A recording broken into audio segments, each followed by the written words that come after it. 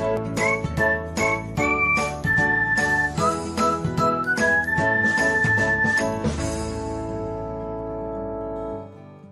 everyone, welcome back to another episode of Technologyglance.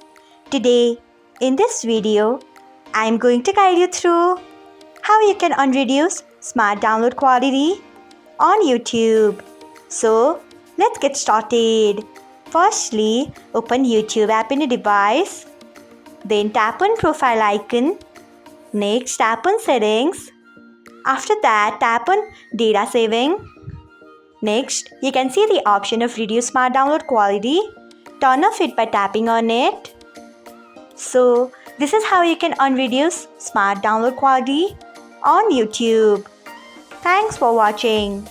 If you found this guide helpful, we would love it if you hit the thumbs up button below.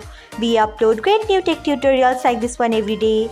So, do not forget to subscribe to our channel and hit the bell icon so that you'll never miss another update.